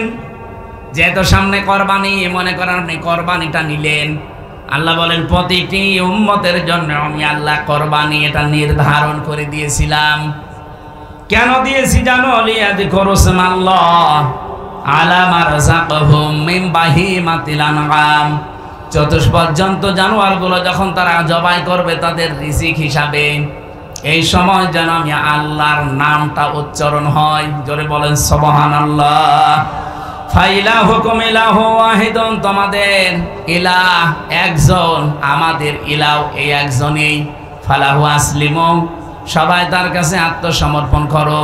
ওয়াবাশশিরিল মুখবিতিন, হে নবী যারা আত্মসমর্পণ করবে এদেরকে আপনি সুসংবাদ দান করেন এই বিনয়ী মানুষদেরকে। এ পর্যন্ত ছিল বাংলা অর্থ। এবার আসেন তো আমরা ব্যাখ্যায় যাচ্ছি। ওয়ালি কুল্লি উম্মাতিন, প্রত্যেকটি জাতির জন্য, এই পৃথিবীতে যত জাতি আল্লাহ পাঠিয়েছিলেন সে আদম নবী থেকে শুরু হয়েছে, ৪৫০০০ জাতি এখন দুনিয়ায় বাস করে। কত? ৪৫০০০। তার ভেতরে আমরা একটা মাত্র জাতি মুসলিম। এরকম ৪৫০০০ ধর্মের লোক তামাম দুনিয়ার ২৫৭টা দেশ আছে। এখন ২৫৭টা দেশে তারা বাস করছে। সবচাইতে বেশি মানুষ বাস করে খ্রিস্টান ধর্মে। কোন ধর্মে? এরপরে বাস করে মুসলিম। আমরা যারা ইসলামে আছি তারা, তামাম দুনিয়া এখন খ্রিস্টানের সংখ্যা ২৬০ কোটি প্লাস, আর আমরা মুসলমান ২১০ কোটি। এরপরে অন্যান্য জাতিরা আছে ভাগ ভাগ করা। সাতক্ষীরাবাসী যেহেতু আল্লাহ উম্মাতিন শব্দটা দিয়েছেন প্রতিটি জাতির জন্যে, আদম নবী থেকে এবার আমি আরম্ভ করব। আল্লাহ সূরা মায়েদার ২৭ নম্বর আয়াতের তাফসীর নিজে করছেন। ওয়াতলু আলাইহিম নাবা আবনাই আদামা বিল হক ইয করবা কুরবানান ফাতুকবিলা মিন আহাদিহিমা ওয়া লাম ইয়াতাকাব্বাল মিনাল আখার قال لا أقتلنك قال إنما يتقبل الله من المتقين। বলেন আমিন। আল্লাহ পাক বলেন, নবী আপনার উম্মতদেরকে আপনি আদম নবীর ২ সন্তানের কাহিনী একটু তেলাওয়াত করে করে শোনান। আমরা যেহেতু আদম নবীর ওই জামানায় ছিলাম না, আমাদেরকে আল্লাহ তেলাওয়াত করে শোনাতে বলেছেন। কি করে? বিল হাক্কি, যথাযথভাবে, যেভাবে আমি আল্লাহ কাজটা ঘটিয়েছিলাম ওইটা একটু শোনান। কেন? এটা শুনে আমরা করব কি? আমাদের ভেতরে এখান থেকে কিছু নেওয়ার মতো জিনিস আছে। তাদেরকে আমার আল্লাহ দুইটা ভাইয়ের কথা এখানে দিয়েছেন, হাবিল আর কাবিল। তাদের জামানায় একটা কোরবানির নিয়ম ছিল। এদিকে তাকান। এই পৃথিবীতে যত নবী আর রাসূল আল্লাহ পাঠিয়েছেন, প্রতিটি নবী রাসূলের দিন ছিল এক, কিন্তু শরীয়ত ছিল ভিন্ন ভিন্ন। আদম নবী থেকে আমাদের নবী পর্যন্ত প্রতিটি নবীর দিন এক দিন, কিন্তু শরীয়ত আলাদা আলাদা। আদম নবীর দিন রাসূলুল্লাহর দিন তাই ছিল, কিন্তু আদম নবীর শরীয়তের ভেতরে যা ছিল মুহাম্মদ রাসূলুল্লাহর শরীয়তে তাই নেই। শুধু একটা জিনিস সবার এক ছিল। আমি বলবো সামনে, আদম নবীর শরীয়ত ছিল কি? তারা চাটিয়াল ময়দানে কোরবানির পশু জবাই করে রেখে আসতো। যার হালাল টাকা তার আকাশ থেকে আগুনের ঝলক এসে পুড়িয়ে ফেলতো। উনি বুঝতো যে আমার কোরবানি কবুল হয়ে গেছে। আর যার টাকা ২ নাম্বার হারাম টাকা, তারটা ওইভাবে পড়ে থাকতো। আমার মাঝে মাঝে চিন্তা হয়, আয়াতটা পড়ার পর যদি এই শরীয়ত এখন বাংলাদেশে থাকতো, কত মানুষ যে আমরা ধরা খাতাম। কথা বলছেন কেন? দেখতে মনে হয় বিশাল বুজুর্গ, চাটিয়াল ময়দানে রেখে আসলে বোঝাছে তো ২ নাম্বার না ৩ নাম্বার, ধরা পড়ে যেত না। এই শরীয়ত আল্লাহ আমাদের দেয়নি। আল্লাহ আমাদের দিয়েছেন পশু কোরবানি করি, ওইটা গোশত জবাই করে নিজে ৩ ভাগ করা সুন্নাত। যদি কেউ করেন উত্তম, এটা না করলেও অসুবিধা নেই। নিজে খেয়ে ফেলতে পারলে আত্মীয় স্বজন নিয়ে এটাও জায়েজ আছে। আল্লাহ আমাদেরকে শুধু কোরবানি জবাই করে গোশত খাওয়ার জন্য এইটা দেননি। আদম নবী আলাইহিস সালামের এই ২ সন্তানের শিক্ষা হচ্ছে যে হাবিলেরটা কবুল হয়েছিল, কাবিলেরটা কবুল হয়নি। সঙ্গে সঙ্গে হাত প্রসারিত করে বলেছে, তোকে আমি মেরে ফেলবো। আমারটা হলো না, তোরটা হলো কেন? এই জোর যার মূল্য তার, এই নীতি শুরু হয়েছিল আদম নবীর এই কাবিল সন্তান থেকে। ও জোর দেখিয়েছিল। আমার মনে হয় এইটা এই ১৫.৫ বছর একটু বেশি হয়েছিল। জোর যার মূল্য তার। কেউ বসেছিল? পাতি নেতা, তাও বসে নেই। এক কথা বলছে না কেন? কেউ চেনে না, শয়তানেও চেনে না, তারপরও তার দাপট কি গো। আমার দাদা, আমি জেলখানায় থাকতে উনি মারা গেছেন। একটা গল্প শোনাতেন আমাকে মাঝে মাঝে, যে হামজা এক লোক বিয়ে করেছে, বাসর ঘরে স্ত্রীকে ডাক দিয়ে বলছে, বউ তুমি কি জানো আমার ক্ষমতা? স্ত্রী বলছে, কেবল বিয়ে করে নিয়ে আসলে তোমার ক্ষমতা আছে না নেই আমি জানবো কি করে? না, তোমার আমি আজ ক্ষমতা দেখাবো। রাতের বেলা স্ত্রীর হাত ধরে নিয়ে গেছে রেল লাইনের সামনে। রেলগাড়ি আসে না, আন্দাজে গেট বন্ধ করে দিয়ে বসে আছে। ওই যে রেলগাড়ির গেট থাকে না, ওই রাস্তা দিয়ে যা ভ্যান গাড়ি, যা রিক্সা, অটো রিক্সা, যা সব বন্ধ। স্ত্রী ডাক দিয়ে বলছে, কি দেখলে না ট্রেন আসে না, তারপরও আমি গেট বন্ধ করলাম, সব গাড়ি থেমে গেল, এটা আমার ক্ষমতা। স্ত্রী বলছে, তাই? কিছুক্ষণ পরে দেখে ট্রেন আসতেছে, লাল একটা কাপড় উড়িয়েছে, ট্রেন গেছে থেমে। স্ত্রীর হাত ধরে বলছে, দেখলে ট্রেন তো এখানে থামার কথা না, এটা একবারে যে বেনাপোলে থামবে, অথচ মাঠের ভেতরে আমি এই ট্রেন থামিয়ে ফেললাম, এটা আমার ক্ষমতা।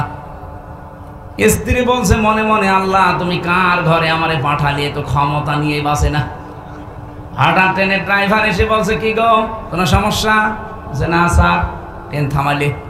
বলছে, আমার এই বউ বিশ্বাস করে না যে আমার ক্ষমতা আছে, ওরে আমি দেখালাম।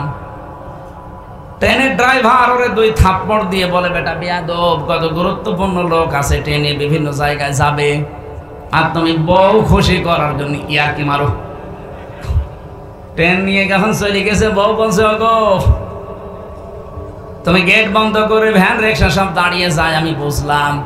লাল কাপড় উড়িয়ে দিলে ট্রেন থেমে যায় চলন্ত, আমি বুঝলাম, কিন্তু ওই লোকটা তোমার তড় দিল কেন? ও বলছে, ও দেখিয়েছে ওর ক্ষমতা, আর আমি দেখালাম আমার ক্ষমতা। এই ক্ষমতা দেখা দেখি চলছিল এই 15 বছরে। কথা বলছেন? কেউ বসেছিল?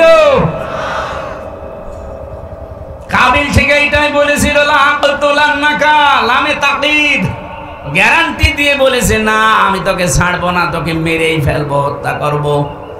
কিন্তু কাবিল হাবিল যারটা কবুল হয়েছে, ও কিন্তু এভাবে হাত প্রসারিত করে বলে না যে আমি তোকে মেরে ফেলবো। কি বলেছিল?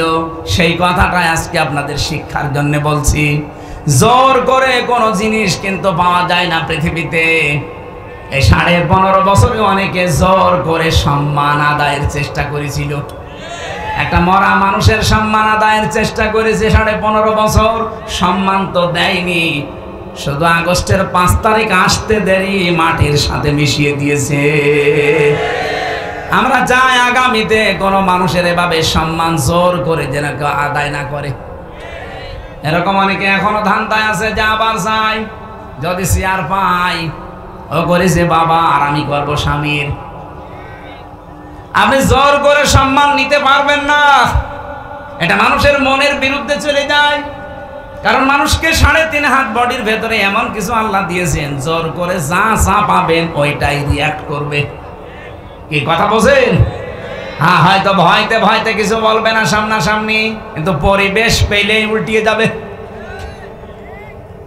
আমার দাদা থাকতে আমি বহু সুন্দর সুন্দর গল্প শুনতাম, কিন্তু উনি যে মারা গেছে, জেলে থাকতে আমি জানতাম না। 15 দিন পরে আমার এক কারারক্ষী যে বলছে এক বুড়ো মরে গেছে। বুড়ো মরে গেছে মানে? পরে শুনলাম যে আমার দাদা।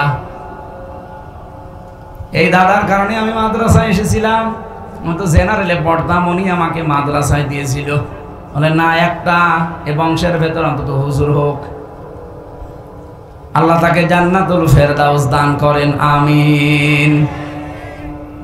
একটা গল্প শুনিয়েছিলেন, এই আয়াতের সাথে একটু রিলেটেড আছে, এই জন্য বলছি। বাদশা হাজ্জাজ বিন ইউসুফের এলাকাটা এত জালেম ছিল, জুলুম করতে করতে সীমা লঙ্ঘন করে ফেলেছিল।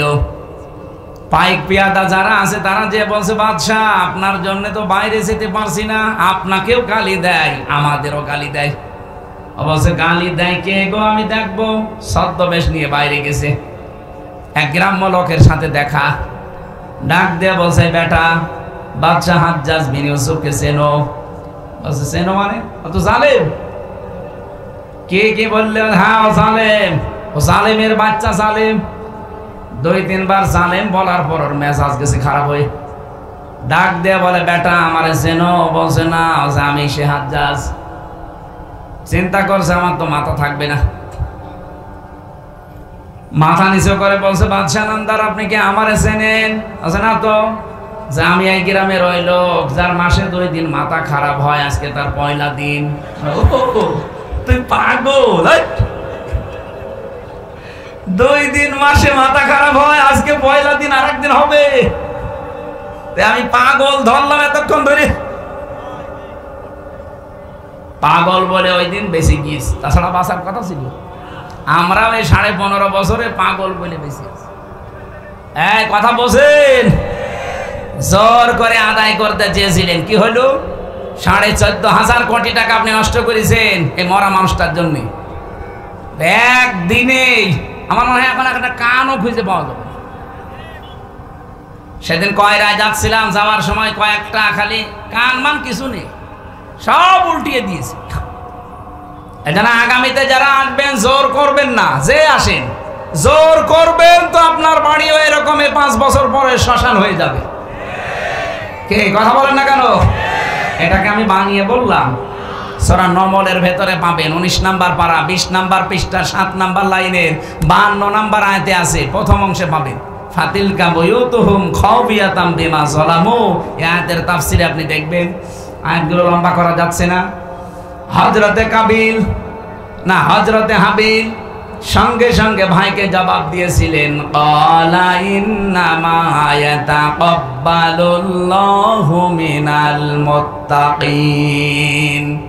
এখানে যদি কেউ আলেম থাকেন আমি তাকে বলছি, আল্লাহ পাক যদি ক্বালা ইন্না ইয়াতাকাব্বালুল্লাহু বলতেন তাও আমরা অর্থ করে ফেলতাম। মা দিলেন কেন?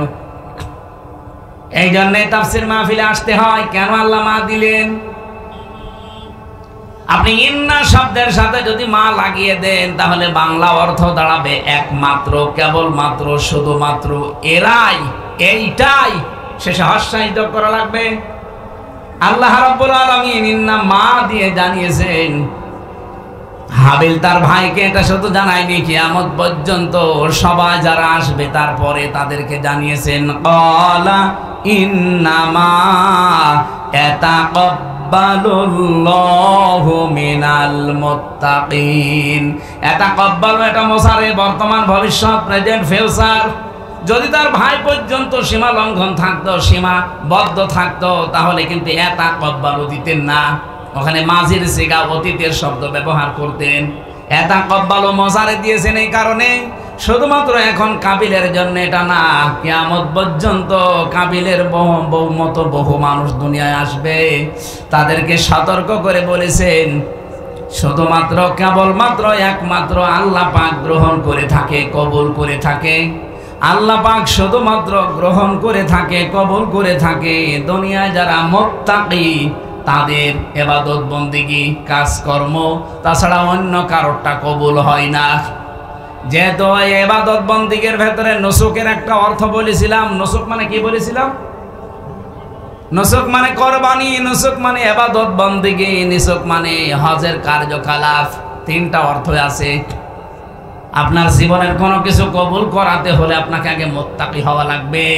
এমনকি এই কোরবানিও যদি কবুল করাতে চান, তাকওয়া ছাড়া কোরবানি কবুল হবে না। লা ইয়ানালাল্লাহা লুহুমুহা ওয়ালা দিমাউহা ওয়ালাকিন ইয়ানালুহুত তাকওয়া মিনকুম। আল্লাহ পাক বলেন, লান শব্দ দিয়েছি এনাল, এর আগে মোজারের আগে লান আসলে বাংলা অর্থ দ্বারা জীবনেও হবে না, কখনোই হচ্ছে না, হবে না। তোমাদের গোশত, চর্বি, চামড়া, তোমাদের পশর, এ সমস্ত কোনো কিছু আল্লাহর কাছে পৌঁছায় না। আল্লাহর কাছে শুধুমাত্র পৌঁছায় তোমাদের মনের তাকওয়া। কি পৌঁছায়? তাকওয়াটা কি? বাংলাদেশ, ভারত, পাকিস্তান, এই 3টা দেশে একটু ঝামেলায় আছি আমরা। তাকওয়া বললে আমরা শুধু পোশাকের তাকওয়া খুঁজি, যে বিশাল জম্পা গায়ে দেওয়া লাগবে, সুন্দর টুপি মাথায় দেওয়া লাগবে, হাতে তসবিহ থাকা লাগবে, তাহেরি ভাইয়ের মতো বিশাল একটা পাগড়ি মাথায় দেওয়া লাগবে, আর মাঝে মাঝে একটু জিকির করা লাগবে, হো হো, বিশাল তাকওয়াবান হয়ে গেছে না? তাকওয়ার প্রথম অর্থ হচ্ছে আল্লাহর ভয়, এটা তোমরা সবাই জানি। তাকওয়ার আসল অর্থ হচ্ছে যজ্ঞ। কি বললাম? যজ্ঞ। যোগ্যতা অর্জন করা লাগবে আপনাকে। যে যে জায়গায় আমরা আজ যেতে চাই ওই জায়গায় পৌঁছাতে হলে আমাদের যোগ্যতা থাকা লাগবে। সত্যি আমাদের যদি যোগ্যতা না থাকে আল্লাহ পাক আমাদেরকে সাহায্য করবেন না। এখানে কোরআনে কারিমে যত জায়গায় সাহায্যের কথা যেখানে আসবে দেখবেন ঈমানের পরে আল্লাহ হয় সালেহ দিয়েছেন নাই তাকওয়া দিয়েছেন। আমি আধুনিক ব্যাখ্যা তাফসীর পড়ে দেখেছি সালেহ এবং তাকওয়া এই দুইটা শব্দের অর্থই বাংলা অর্থ আসে যোগ্য, যোগ্যতা। শুধু ঈমান এনে বসে থাকলে হবে না, আপনাকে প্রস্তুতি নেওয়া লাগবে, যোগ্যতা অর্জন করা লাগবে। আজ পাকিস্তানের সাথে ভারত পারছে না, তাদেরকে দেখে দাদা বাবা দোলা ভাই বলে পালাচ্ছে। এটা বাংলাদেশের সাথে হলে করতো না, কারণ ওদের যা আছে আমাদের সে জিনিস নেই। ওদের তো অস্ত্র শস্ত্র পারমাণবিক এগুলো তো আছে, এমনকি ওদের যে ঈমান ওদের ভেতরে। আমি কালকে একটা স্ট্যাটাস দেখলাম, একজন ক্যাপ্টেন তার বাবা পাকিস্তানের আর্মিদেরকে বলছে দেখেন ছেলেকে পাঠিয়েছি দেশ রক্ষার জন্যে, দেশ মাতৃকা রক্ষার জন্য পাঠিয়েছি। আমার ছেলে যুদ্ধে গেছে। এই পৃথিবীর নিকৃষ্ট জাতি এই মুশরিক, এই উগ্রপন্থী হিন্দুরা। এই দুনিয়ার দুইটা জাতি সবচাইতে নিকৃষ্ট, একটা ইহুদি আর একটা মুশরিক। এদের বিরুদ্ধে যেহেতু পাঠিয়েছি, এমনি পাঠাইনি আমার ছেলেকে। এই ভারত একটা ধোয়া তুলে আমার দেশে তারা জঙ্গি আছে এই কথা দুনিয়ার মোড়লদেরকে জানিয়েছে, যে এই দেশে জঙ্গি আছে, আমরা জঙ্গির ঘাঁটিতে বিমান হামলা চালিয়েছি। এত বড় মিথ্যা কথা আপনি দুনিয়ার মানুষকে শুনিয়েছেন, আর মানুষ বিশ্বাস করবে? আপনি জঙ্গি ঘাঁটিতে যদি বিমান হামলা করেন তাহলে জঙ্গি যেখানে আছে সেই জায়গায় মারলেন না কেন? আপনি তো বিমান হামলা করেছেন মসজিদে, মাদ্রাসায়, শিশুদের উপরে। এই কথা বলছেন না কেন? এরা আপনি দেখেন না মসজিদ ভেঙে চোরমার করে দিয়েছে, মাদ্রাসায় মেরেছে বোমা, ছোট ছোট বাচ্চাদেরকে দুনিয়া থেকে বিদায় করেছে। কেন আপনি এই বেসামরিক মানুষ মারলেন কেন? আপনি যদি জঙ্গি হামলা করেন তাহলে জঙ্গি যেখানে আছে সেখানে মারেন। এই ধোয়া তুলেছিলেন 54 বছর এই ভারত আমাদের সম্পর্কে, যে আমাদের দেশে নাকি জঙ্গি আছে। এটা যে দাহা মিথ্যা কথা, তার প্রমাণ এই 9 মাস 3 দিন। এই 9 মাস 3 দিন চলছে, আজ পর্যন্ত দেশে একটা জঙ্গি ধরা পড়ল না। কি কথা বলেন? জঙ্গি নেই ওই দেশে, কারণ আমার মতো মানুষ করা জঙ্গি বানিয়েছিল। তাও জঙ্গির প্রধান নাকি আমি, আনসারুল্লাহ বাংলা টিমের প্রধান। ও ছাতা যে কি আমি আজ পর্যন্ত জানি না। কারণ এই জঙ্গি নাটক যিনি লিখত তিনি পালিয়েছে। এক কথা বলে না কেন?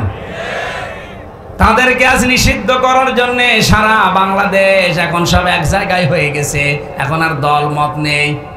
আমরা চাচ্ছি খুব তাড়াতাড়ি তাদের নিষিদ্ধ করে দেন, নয়তো প্রায় 4500 কত 4500 মানুষ অলরেডি ইন্ডিয়াতে পালিয়ে বসে আছে।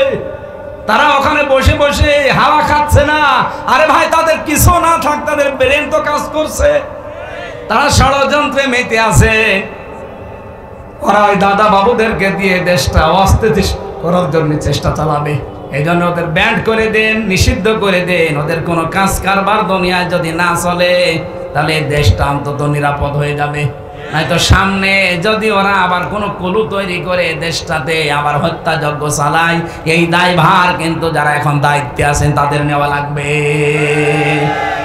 যেন আহ্বান জানাচ্ছি জনতার পক্ষ থেকে, যেহেতু ঢাকা এখন যেতে পারছি না, এইটাই আমরা ঢাকা মনে করছি। এক কথা বলেন না কেন? শাহবাগের সাথে 100 ভাগ একাত্মতা প্রকাশ করে আমরা জানাচ্ছি এই মুহূর্তে তাড়াতাড়ি সকাল হতে হতে এই ফ্যাসিস্ট, এই খনিদেরকে দেশ থেকে নিষিদ্ধ করা লাগবে। সাতক্ষীরাবাসী, যে কথাটা তুলেছিলাম আপনাদের জন্য, আল্লাহর দরবারে আমরা যদি যোগ্যতা অর্জন করতে না পারি, এই ক্যাপ্টেনের বাবা বলেছিল সন্তানকে পাঠিয়েছি আমি আল্লাহর ঘর মসজিদ, নবীর ঘর মাদ্রাসা এবং ছোট ছোট বাচ্চাদের জীবনের কারণে। ছেলে যদি সামনে বুকে গুলি লাগে তাহলে নিয়ে আসবা, মাটি দিয়ে দেব। আর যদি পেছনে গুলি লাগে আমার বাড়িতে নিয়ে আসবা না, বন জঙ্গলে অথবা নদীতে সাগরে ফেলে দিবা। পরবর্তীতে সন্তান যখন নিয়ে এসেছে তাকে, হ্যাঁ নিয়ে আসলে কেন? চাচা আপনার এই সন্তানের পিঠে একটা গলিও লাগে না, ওর গলি লেগেছে 22টা সব বুকে। তো ওরা যোগ্যতা অর্জন করেছে বিভিন্ন শক্তি দিয়ে, ইমানের শক্তি দিয়েও। আর আমরা কোথায় আছি? ঢাকা থেকে আমার মনে হয় যদি একটা মিসাইল আমাদের যায় আছে ভাঙ্গাচোরা, যদি ওইটা ঢাকা থেকে মারে, তো চট্টগ্রাম পর্যন্ত যেতে 3 জায়গায় চাঁদা দেওয়া লাগবে।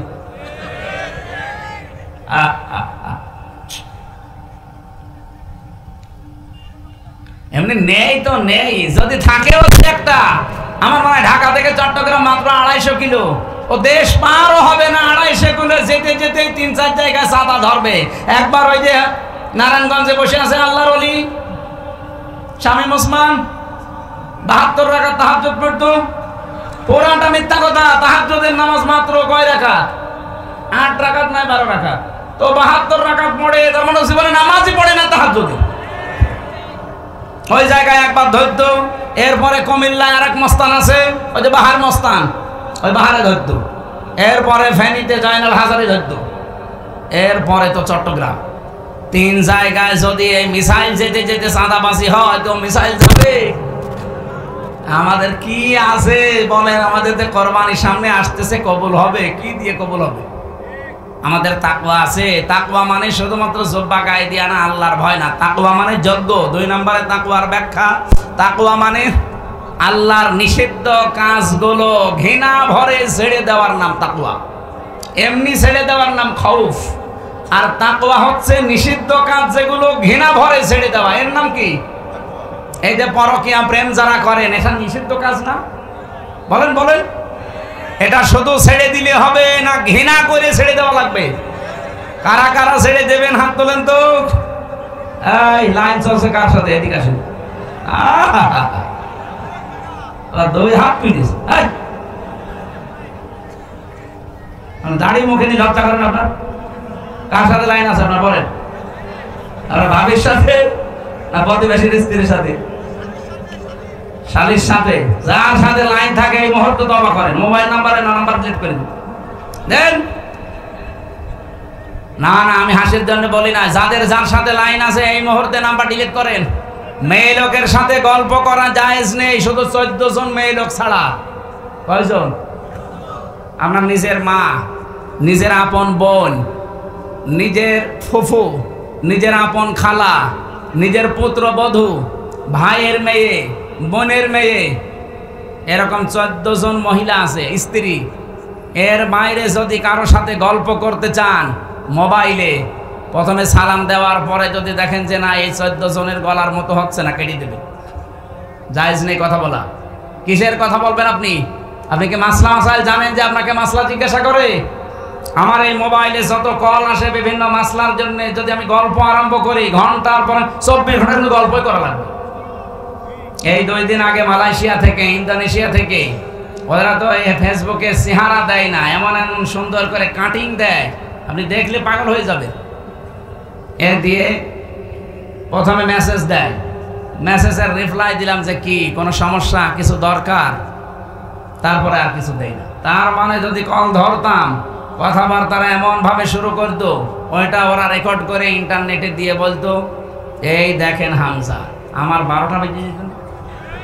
একবার সেই কি ট্রাক যেন, মোরাদ ট্রাক, টাকলা মোরাদ, 6 মিনিট 32 সেকেন্ড শুধু ফাঁস হয়ে গেছে। ওর মন্ত্রিত্ব গেছে, এমপি গিরি গেছে, দল থেকে বাদ দিয়েছে। আর আমার যদি কিছু ফাঁস হয় একেবারে উল্টপাল্ট হয়ে যাবে না? এই জন্য আমি পারতপক্ষে আমার এই 14 জন মহিলা বাদ দিয়ে কেউ যদি কল দেয়ও, মাসলা মাসাইল জিজ্ঞাসা করবেন। আমার পাশে যে হোসাইন হুজুর থাকে বলে যাই না, ও বলে যে আমি হামজা বলছি, যা বলবেন বলে। কথাবার্তা শেষ। যদি মাসলা যদি জানা থাকে বলে দিই যে এটা বলে দেন, না হলে দরকার নেই। মেয়েদের সাথে কথা বলার ব্যাপারে খুব সেন্সিটিভ থাকা লাগবে ভাই। এটা কিন্তু রেকর্ড হচ্ছে। আপনি মনে করছেন কি আর রেকর্ড, কি আর রেকর্ড করবো মানে? আমি নিজে রিমান্ডে যেয়ে দেখেছিলাম, ওদের যে মেশিন আছে অত্যাধুনিক। এই যে বাটন মোবাইলে যারা কথা বলে, অনেকে বলে যে ফেসবুকে, এরপরে হোয়াটসঅ্যাপে কল দিলে ওরা টের পায় না। কে বলেছে আপনার টের পায় না? সব ওরা দেখতে পাচ্ছে। এমন অত্যাধুনিক মেশিন নিয়ে এসেছিল এই সাতক্ষীরার মাওলানা আমিরুল ইসলাম বেলালি, নাম শোনেননি? ওই যে কলারবাই বাড়ি। আমি যেই দিন ধরা পড়লাম তার পরের দিন ওই ভাই কল দিয়েছে আমার বাড়িতে। আপনি চিন্তা করতে পারেন, সাতক্ষীরার কেউ কল দিলে সেটা রেকর্ড করে পরের দিন রিমান্ডে আমার শোনাবে, কল্পনায় আসে? আমার তো জীবনেও কল্পনায় আসে না, অথচ দেখি উনি কল দিয়েছে, সেটা ওরা রেকর্ড করে আমারে বলছে, এই দেখেন কিভাবে কি বলেছে, আপনি যা বলছেন একটা কথাও মিলছে না। আমি তো আর জানি না যেদিকে গোপনে গোপনে সব এদিকে সেট করা আছে। যার সাথে কথা বলবেন খুব হিসাব নিকেশ করে, এমনকি মোবাইলে স্ত্রীর সাথে যে কথাবার্তার রংঢং দিয়ে বলেন, যদি বলতে পারেন এটা সওয়াব হবে। কিন্তু আমার মনে হয় মোবাইলে এগুলো বলা ঠিক না, কারণ ওই শয়তানরা অফিসে বসে বসে সব দেখে। আরও কিছু গোপন বিষয় আছে, আমি নিচে নামতে পারছি না। আপনারা সতর্ক থাকবেন এই বিষয়টা। যারা পরকীয়া প্রেমে আছেন, যেহেতু এটা অবৈধ কাজ, একটা হারাম কাজ। আজ কত মানুষ এভাবে 2-3 মাস 5 মাস 6 মাস 1 বছর লাইন করে আর পাত্তা দিতে চায় না। তখন দেখা যাচ্ছে মেয়ে যে বাড়িতে বলে যে আমি অনশন করলাম, আমার বিয়ে না করলে আমি মরে যাব। এই দেশে হয় না, এলাকায়। এই জন্য আমাদের সতর্ক থাকা লাগবে। আল্লাহ আমাদেরকে নিষিদ্ধ কাজগুলো ঘৃণা করে ছেড়ে দেওয়ার তৌফিক দিন, বলেন আমিন। সম্মানিত মা বোন যারা এসেছেন, খাদিজাতুল কুবরার দিকে আপনারা তাকান। জীবনে মহিলা 1 ওয়াক্ত নামাজ পড়েনি। আমাদের এই মা 1 ওয়াক্ত নামাজ পড়েনি, একটা রোজা রাখেনি, জীবনে একটা দিনের জন্য পর্দায় ছিল না। আপনি খাদিজার পুরা জীবন পড়ে দেখেন, 1 ওয়াক্ত নামাজ পাবেন না, রোজা পাবেন না, জীবনে একটা হজও করেনি, একটা টাকা যাকাতও দেয়নি, একদিনের জন্য পর্দায় ছিল না। কেন ছিল না? কারণ তার ইন্তেকালের পরে এই বিধানগুলো সব নাজিল হয়, এই জন্য উনি মানেননি, পারেননি মানতে। কিন্তু আল্লাহ তাকে নিজে সালাম দিয়েছেন এবং জান্নাতে ঘর বানিয়ে আল্লাহ পাঠিয়েছেন তার জন্য। একটা মাত্র কারণ পেয়েছি পরা জীবন পড়ে, তিনি কোনোদিন বৈবাহিক জীবনে স্বামীকে একটা সেকেন্ডের জন্য দুঃখ দেননি, স্বামীর মনে কষ্ট দেননি। এখানে যারা আছেন একেবারে আল্লাহর দিকে তাকিয়ে বলতে পারবেন যে জীবনে বিয়ের পর থেকে আজ পর্যন্ত আমার বউ 1 সেকেন্ডের জন্য আমাকে কষ্ট দেয়নি? হাত তোলেন তো দেখি। কেমনে? এই যে ইনিও পারি না, আমিও পারি না। আমি মিথ্যা কথা বলবো কেন? আমি দুঃখ পেয়েছি, এই জন্য হাত তুলতে পারলাম না। মা বোন যারা এসেছেন মনে করছেন শুধু নামাজ পড়া, রোজা রাখা আর কালো বোরকা পরলে জান্নাতে চলে যাবেন। কে বলেছে আপনাকে? স্বামীর মনে দুঃখ দেওয়া যাবে না, সাবধান। এই জায়গাটায় খুব সেনসিটিভ জায়গা। বাইরে থেকে আসলে সংসারের সব কাজ বাদ দিয়ে স্বামীর পেছনে সময় দেওয়া লাগবে, এটা আপনার সবচাইতে বড় ইবাদত। আজ পারিবারিক জীবনে ছোটখাটো বিষয়গুলো আমরা কন্ট্রোল করতে পারি না, এই জন্য আজ অশান্তির দাবানল চলছে। আমি জেলে বসে বসে কয়েকটা চটি বই লিখেছিলাম মেয়েদের জীবন নিয়ে, পারিবারিক জীবনের সমস্যা, দাম্পত্য জীবনে এবং তার সমাধান। এই বইগুলো আনতে পারেন। আমার গাড়িটা নষ্ট হয়ে পড়ে আছে যশোরে, আমি অন্য একটা গাড়ি নিয়ে এসেছি। ওরা নিয়ে এসেছে কিনা আমি জানি না, এসেছে। যদি এনে থাকে তাহলে ওনাদের কাছে নিয়ে আপনার স্ত্রীকে, মাকে পড়ায়েন। আমরা একটা শেষ করতে পারছি না, এখন 12টা 10 বাজে, এখন তাহাজ্জুদের সময়, আমি আর টানতে পারছি না। আল্লাহুম্মা আমিন। লা ইলাহা ইল্লা আনতা সুবহানাকা ইন্নী কুনতু মিনাজ জালিমিন। আল্লাহুম্মা গফিরলি ওয়ারহামনি ওয়াহদিনি ওয়াফিনি ওয়ারযুকনি ইয়া রাব্বাল আলামিন।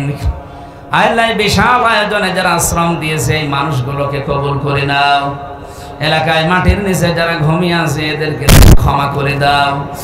আল্লাহুম্মা আনসুর ইখওয়ানানা ফি পাকিস্তান, আল্লাহুম্মা আনসুর ইখওয়ানানা ফি ফিলিস্তিন, আল্লাহুম্মা আনসুর ফি ইখওয়ানানা হিন্দুস্তান। রব্বুল আলামিন, মুসলমানরা যেখানে কষ্টে আছে, মুসিবতে আছে, তাদেরকে তুমি বাঁচাও। এই সাতক্ষীরার মাটির নিচে যারা ঈমান নিয়ে ঘুমিয়ে গেল এদেরকে মাফ করে দাও। সম্মানিত মা বোনদেরকে তুমি খাদিজাতুল কুবরার মতো বানিয়ে দাও। আল্লাহ, স্বামী সংসারে যাদের অশান্তি আছে মেহেরবানি করে শান্তি দান করো রব্বুল আলামিন। ওরা আজকে মসজিদগুলো ভেঙে দিচ্ছে, নবীর ঘর মাদ্রাসা মাটির সাথে মিশিয়ে দিচ্ছে, ছোট ছোট মাসুম বাচ্চাদেরকে তারা বিনা কারণে শহীদ করছে। এই পৃথিবীর নিকৃষ্ট জাতি ইহুদি এবং মুশরিকদেরকে দুনিয়ার জমিন থেকে হালাক করে দাও। মুসলমানদেরকে তুমি ঐক্যবদ্ধ হওয়ার সুযোগ দাও। আল্লাহ, মাহফিলের সম্মানিত সভাপতি, প্রধান অতিথি, বিশেষ অতিথি আমরা যারা এসেছি, যে ভাইয়ের মাধ্যমে আসলাম, আল্লাহ রাত দিনে চাকরি করে মঞ্জুরুল ভাই, তার শ্বশুর বাড়ি এলাকায় এই জামাইটাকে তুমি কবুল করে নাও। যত সদস্য জান প্রাণ দিয়ে কষ্ট করেছে আল্লাহ সদস্যদেরকে মঞ্জুর করো আল্লাহ।